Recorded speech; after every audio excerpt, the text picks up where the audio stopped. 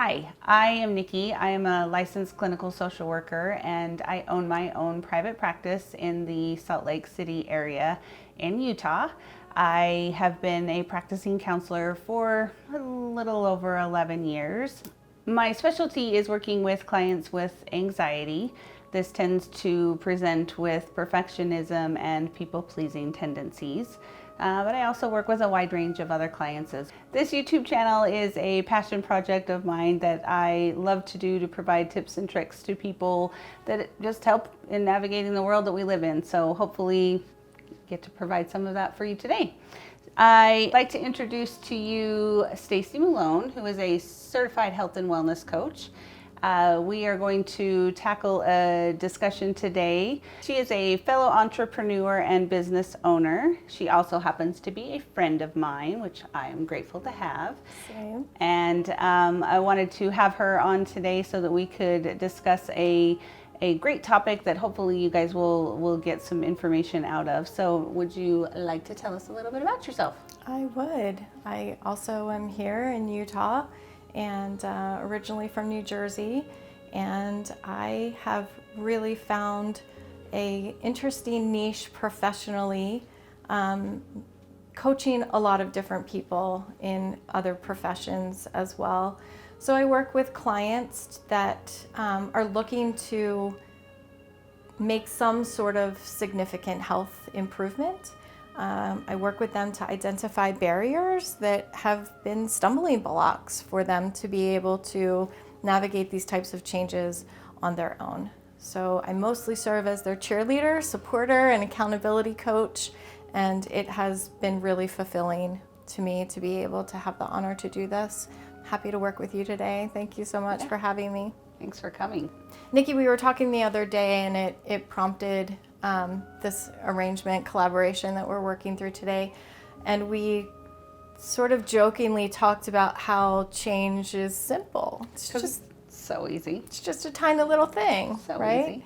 I am frequently asking my clients to be vulnerable with me, as I'm sure you are All the also. And that can only happen if I'm also vulnerable back with them. And change is a topic that we talk about all the time. I think for many of us, the word change by itself evokes strong emotion, right? I can tell you that I lived most of my adult life telling myself that I hated change. Nope, can't do that, that's change. Nope, I don't deal well with change. It's a really limiting belief for many of us.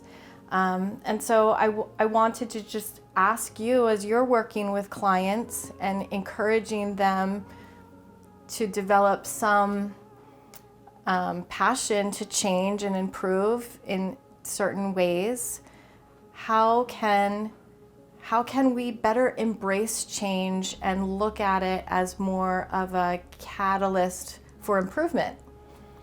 It's a great question. The thing is that in life, is anything ever not changing? No, I don't think it is ever not changing. Right. I mean, if you think about there's an old adage that says something like the one constant in life is change, right? Yes. And if you're a self-proclaimed Yes. don't like change, but it sounds like you have evolved from that. So good job, Well, you. I'm still working on it. Oh, okay, fair. But if you don't necessarily like that, you're not going to resonate with that adage, but it is true, right? I mean, the day's never the same. That's always change. Time is always changing. Things are always moving. We're always changing. Some of our relationships are the same, right? But some of those are constantly in flux of change as well, right? If we're looking at making adjustments in our life for your clients, it's health and wellness. It's making different adjustments in their life to improve something, right? Because their goals are probably varied in your world, right? Yes. So is there really anything that's not changing? It's a great way to look at it. It certainly isn't something, it's not the way I used to look at it. That's fair. That's a fact. Well, I will say when clients come to see me, they're typically looking for something to change, right? Something has happened in their lives where their distress level is at a place where they can no longer handle it and they need something to change, right? So I don't need to convince them of change. They already need something to change. Now, does that mean that they want to skip into change? Not necessarily, but they're already ready for something to change. But I have a saying that I will share with clients often, and so I'll share it with you. Great. There is uncomfortable in change. Right? It doesn't matter how big the change is. It can be a big decision that you're making. It can be a very small thing that you're doing, but it is always uncomfortable. So in that space of uncomfortable, if you can realize, okay, this is change happening, lean into that space. It can help you a little bit to recognize, okay, this is change happening. I can get a little bit more comfortable in the uncomfortable. That is something that can be a little bit of a mind shift for people. So. Which is a more positive space to come from, instead of us being internally frustrated all the time by wanting a different result, but we're not doing anything proactively that would warrant a different result. Well said. Right? Well said. I'm curious, since that is how I help clients on my end embrace change.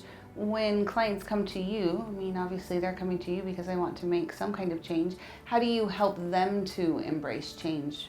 Because they're trying to do that too, but change is never comfortable. It's always uncomfortable. It should be comfortable, or we wouldn't call it change. We wouldn't need to do anything different, right? We spend a fair amount of time talking through what the benefit to them is going to be. What do you expect to look different in your life when you're successfully navigating this change? And so sometimes people can connect with just wanting something different. Sometimes people have health conditions that could eventually turn into a chronic condition that requires a lot of expensive medication.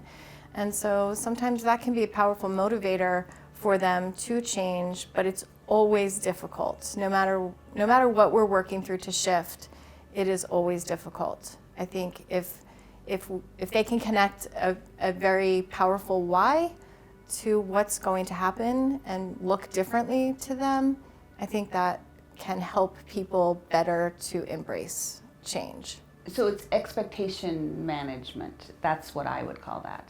You're helping them to manage what they're trying to adjust in their life. You're also helping them to recognize what type of expectation they need to have. Is that fair? It is fair. The only argument to that, I would say, is that it can't be my expectation. Oh, no. It has to be their own expectation. Oh, yes. And they have to keep it real. Sure. And sometimes people want overwhelming, ridiculous amounts of change in an impossible period of time. Sure. And so, we often will work together at, okay, if this is your main goal, how can we sort of, no pun intended, bite-sized chunk this down into reasonable small goals that will help support this massive change that they might be looking at. That's smart.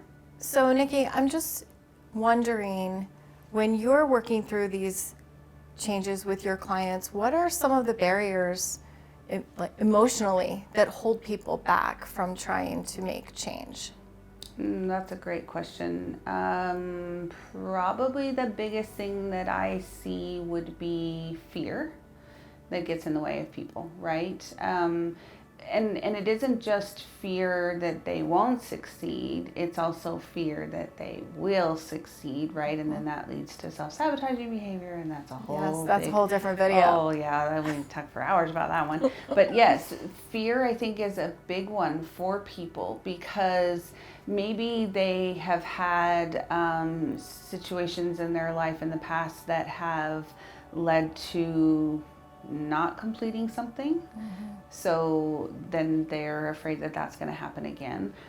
But usually those are extenuating circumstances that I have to tend to remind people of. Or there could be something else that's going on that we need to talk about from a mental health perspective, right? Because fear could be lots of other things. But I would say that fear is probably the biggest one for a lot of people when they're trying to make any kind of change in their life.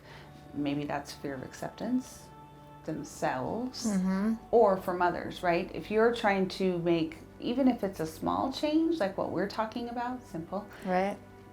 Even if it's something small or if it's a big change in their life, a lot of times they could be worried that, well, are others going to accept this if I make these types of changes in my life? So I think that emotionally, that's something that's really hard for people to wrap their head around.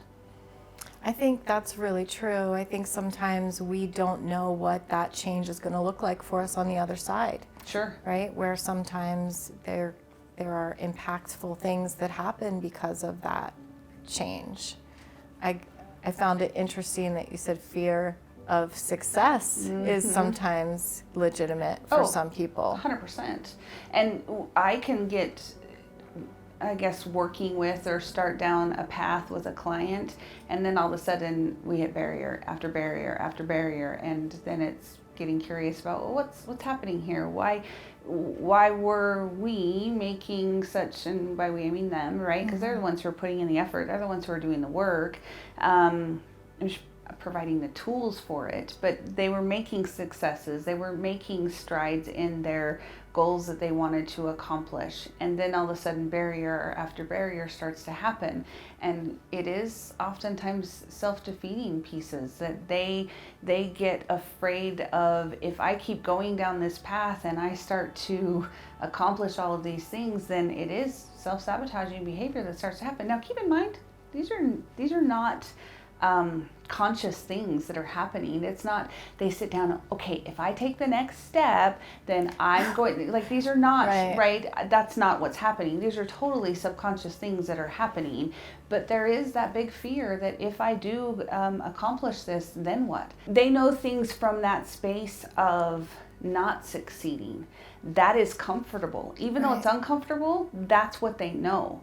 And if they start to do things differently, that's completely unknown, and that terrifies people.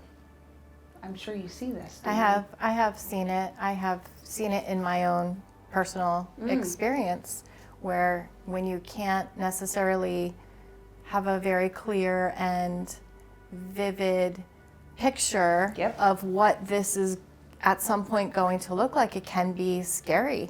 And you keep yourself in that I can't, I shouldn't, I don't want to space. 100%. Do you ever use, I do this, do you ever use visualization? I have. Does it help? I think it depends on the person, certainly, but it has helped. I think when a client can see their end game, and change never is finished, right? No.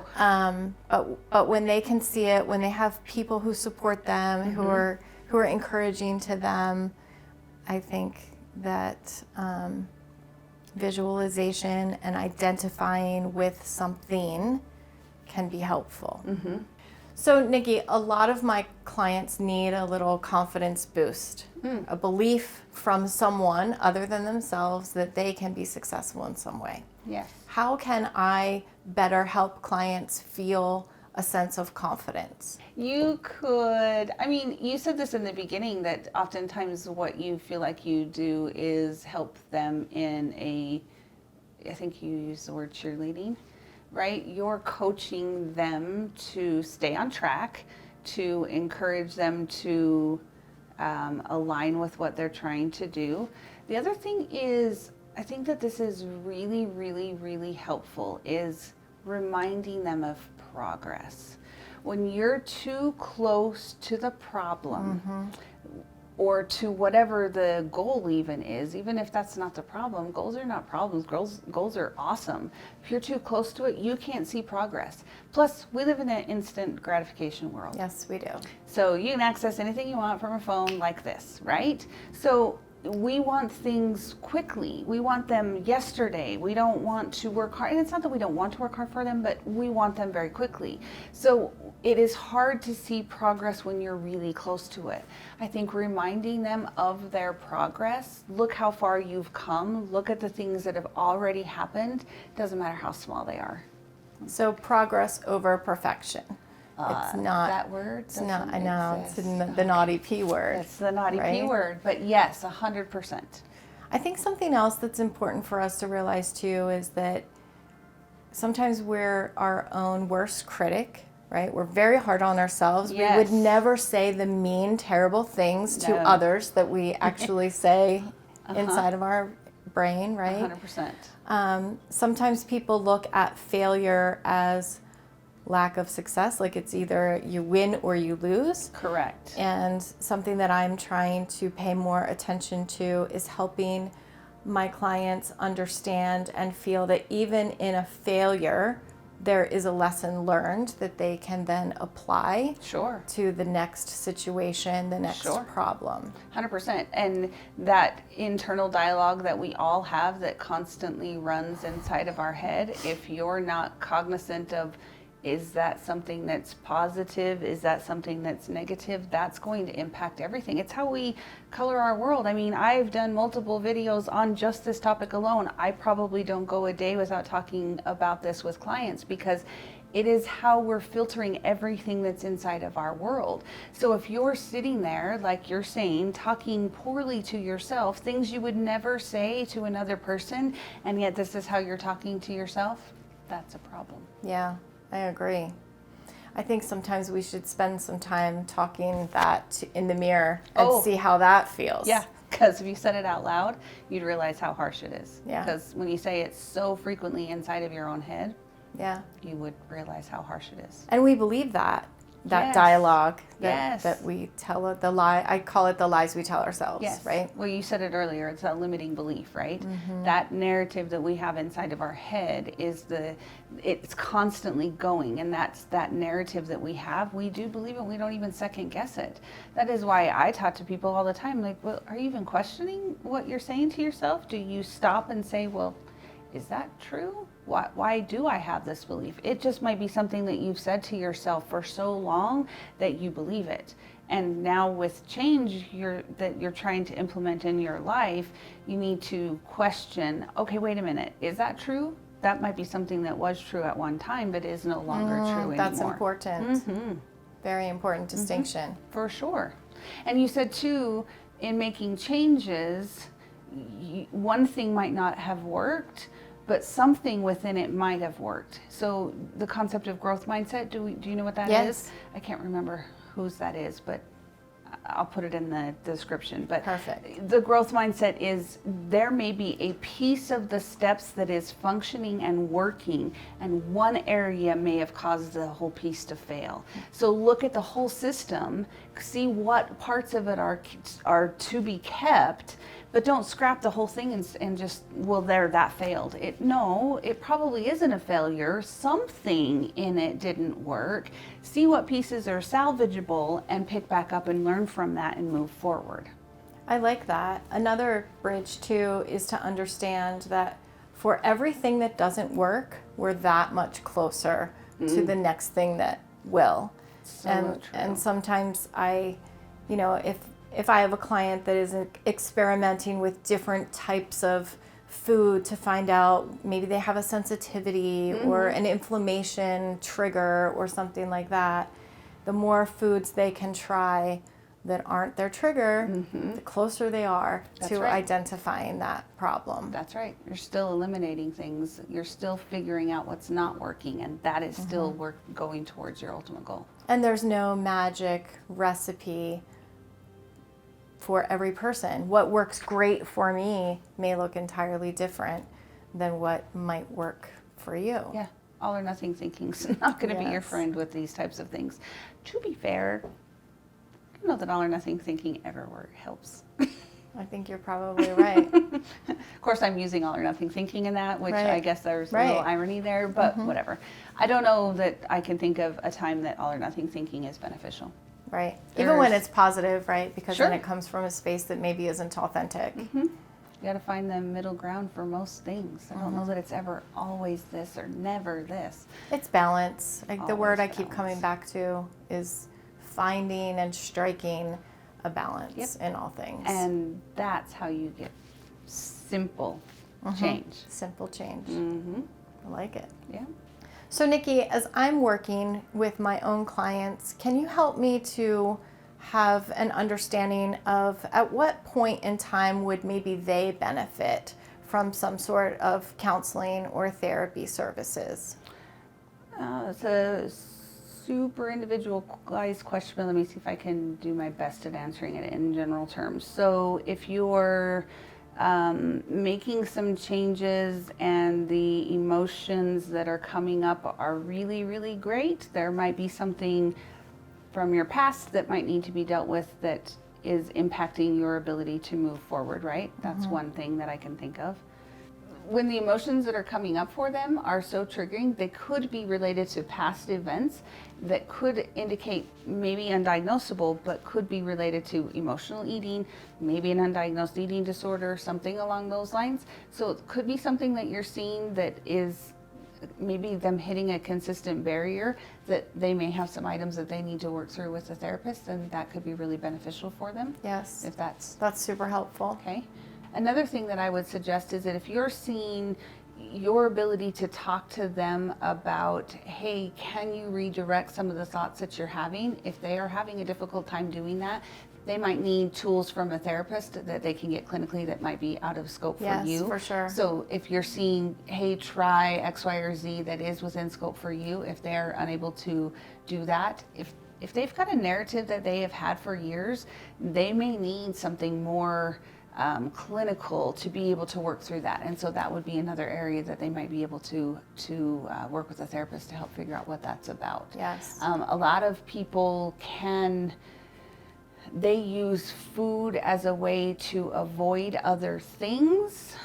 And so if that has been their coping mechanism, they may need replacement items, right? And so a therapist can help them to figure out what are some replacement coping skills to be able to use before you not take it away, but take it away. Right. I know you talk to them about let's not take away their mechanisms, but you look at let's figure out what are some replacement pieces.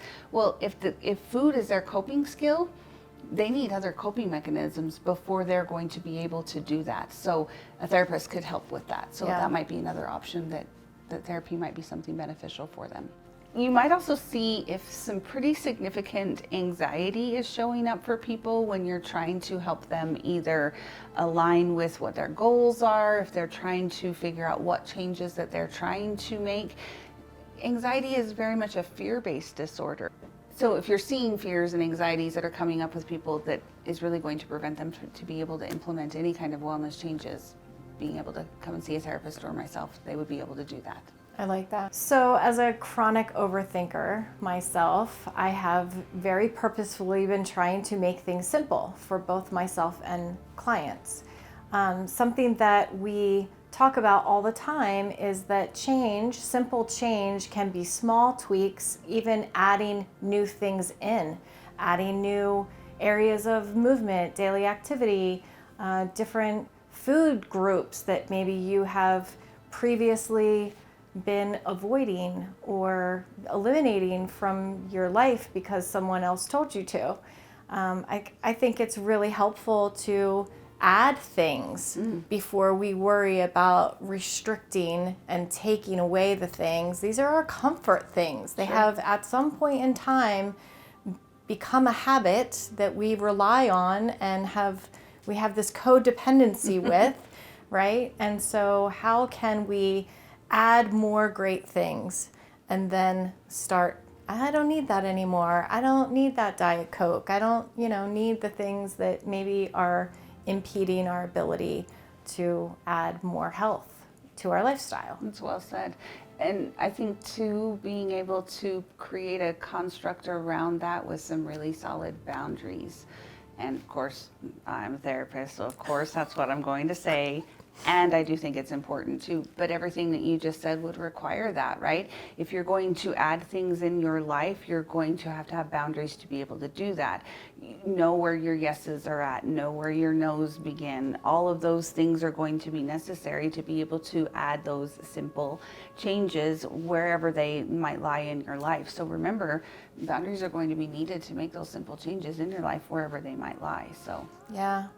I think a common thread to that also is when I talk to people that have experienced some level of successful change, navigation, and management, the only regret that they ever have is that they weren't open to that sooner. Sure. You know, oh, I wish I had been able to do this a year ago, make Sure. these changes. It wasn't as difficult as maybe I thought it would be or dreaded.